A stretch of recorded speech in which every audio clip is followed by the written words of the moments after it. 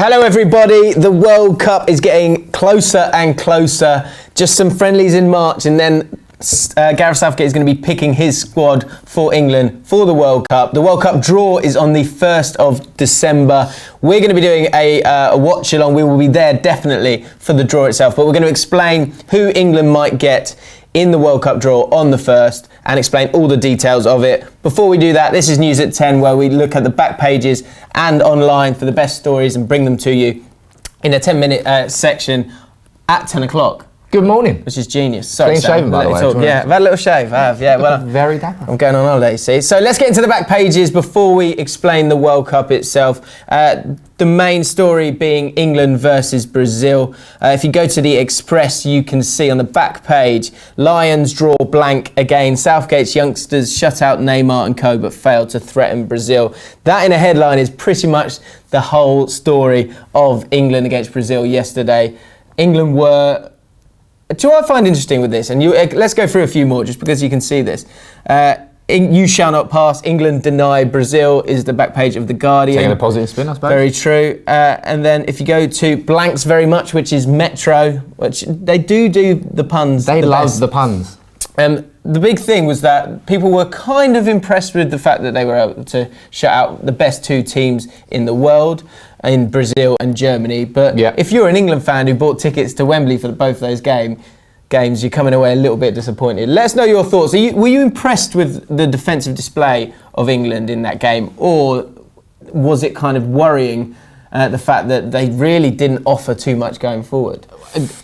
I didn't watch the England game last night. I'm going to put my hands up and admit this, but I could have told you exactly how the game went. James came in and said, England defended well, but there wasn't much spark in attack against Brazil.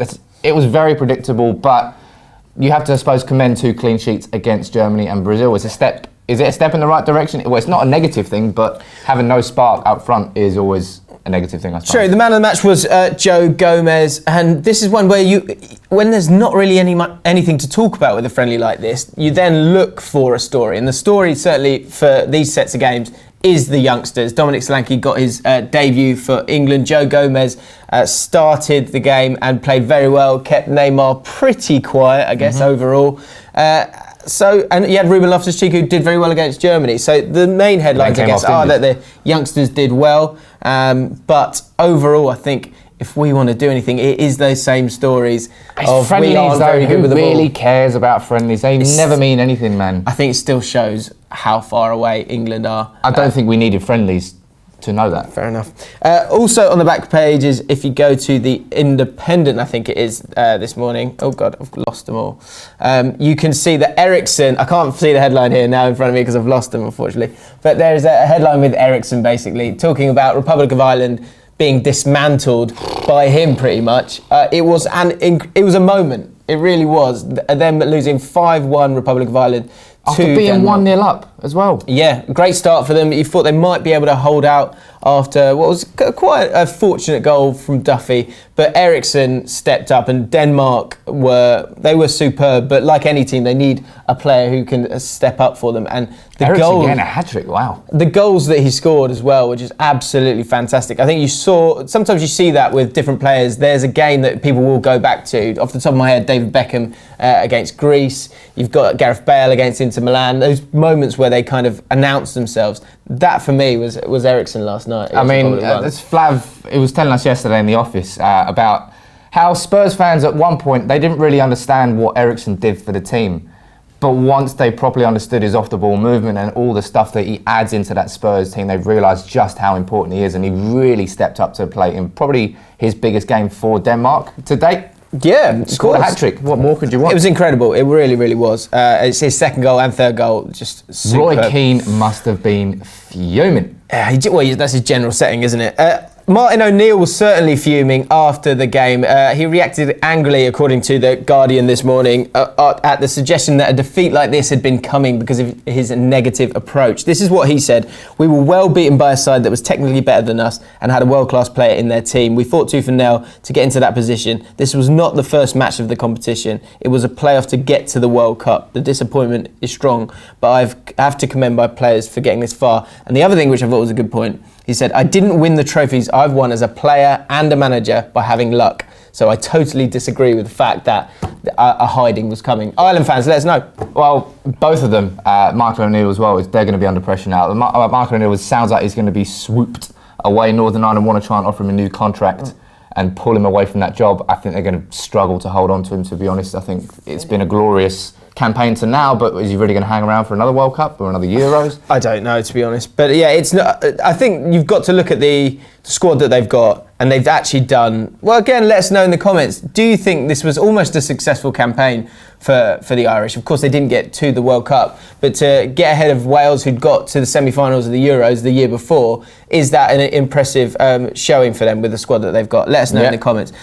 England will be going to the World Cup. Who can we get, James? But who can we get? So here you go. World Cup. The World Cup draw explained. It will be on the 1st of December. Bull Street will be covering it, no doubt. So don't mess about with the actual draw. Join us on Bull Street and hit that subscribe button right now whilst you're waiting. The teams that have gone through, there's only 2 teams that aren't through yet. Australia, who are playing Honduras as we speak. Someone's watching it. I think was it Stephen McKenzie? He said, I'm watching it and it is absolutely fucking awful. Yeah, so it's 0-0 at the moment. But the other one is on Thursday, Peru versus New Zealand, which was also 0-0, I think. The draw is going to happen on Friday, the 1st of December, and we've got a picture here for you. So this is the World Cup pots. So the seeding is decided by your FIFA World Cup ranking, which explains why some people get a bit annoyed with the friendlies. England playing Brazil and Germany, there are more points, I guess, on offer for a draw because you're playing a better side.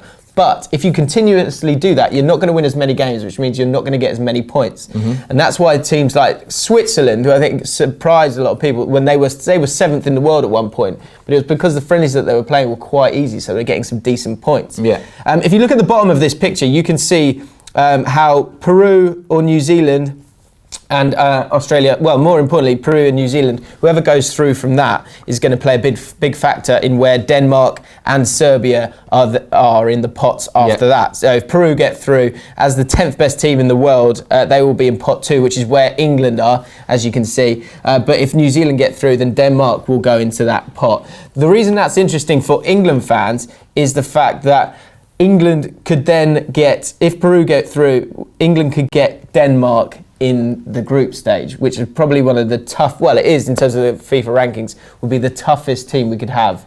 There are some tough draws there. I mean, it could be on paper a rosy draw. You could get maybe Poland from pot 1. You could get maybe obviously England in pot 2, Tunisia in pot 3, and Panama in pot 4. Or alternatively, you could get Argentina. You could get England. Probably Sweden. We always seem to draw Sweden in World Cups. Yeah, well, we were talking about it but before we went on air, and I think France as well, their squad is absolutely frightening. We don't want to be playing France. Sweden, I agree. I think that's one that's never really worked out for us too well. And Japan are a decent side as well in pot 4. What is good for England fans is that by being in pot 2, this is the silver lining, is somehow Spain are also in pot 2, the 8th best team according to the FIFA World Rankings. Show that, how are they the 8th best team? I mean, prior to Euro 2016, they won the 3 previous international. Is it 2008 they won the Euro, 2010 they won the World Cup, 2012 they won the Euro, and then 2014 was Germany. That was Germany, wasn't it? So the fact that they're in pot 2, I find that absolutely incredible. But that's great for England because we won't be playing them. So it's going to be a difficult draw. I think the nightmare one is if you're going on the rankings, it's Germany, then playing Denmark with Peru going through, and then finally it would be Serbia. That would be the nightmare draw. Let us know in the comments now. Type your ideal draws and type your nightmare draws. We'll read a few of them out. When you comment on it, but you're looking at this, right? Was it 2014 World Cup, and we actually had what was on paper a decent draw. We had Algeria, we had USA, and I can't remember who the fourth one. It might have been Costa Rica. God, no, that's you're getting mixed up there. Algeria, who was it? Slovenia? Slovakia, Slovenia. Either way, we drew all 3 games, didn't we? I can't even remember now. That was when Gerrard scored early against USA after like 4 minutes. Then what's his face? Rob Green had the mare. QPR legend. And then we drew. It was the most painful game. Algeria. I think that was when Rooney was having to go at fans for booing. Yep, true. Was it Algeria?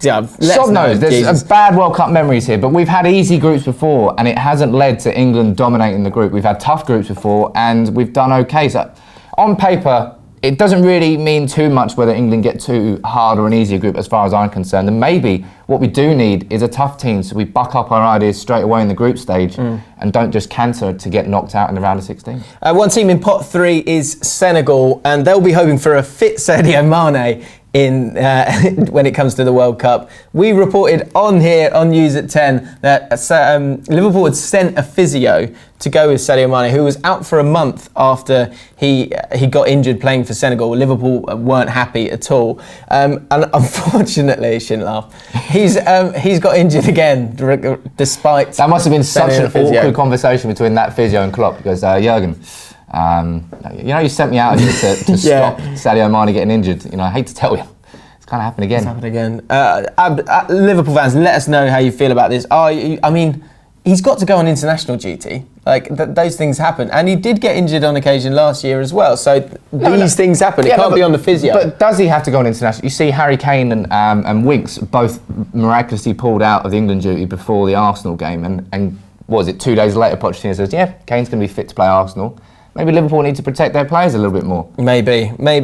So let us know your thoughts on that. Should we just head to the comments quickly before we wrap up? Yeah, everyone's having a go at me because I got my dates completely and utterly wrong. So it was Uruguay, Costa Rica and Italy in 2014. So it's 2010 where we played USA and Algeria. We've got Ped watching. Good morning, Ped. Saying I'm wearing a fisherman's jumper, which, you know, I think that's probably pretty fair. much right, yeah. That's probably fair. Can't believe Italy haven't qualified, says Dan Galino. The only person who seems to be upset about it, Dan. I hate to tell you about that, but... And goal Australia! Is that true or not? We don't know.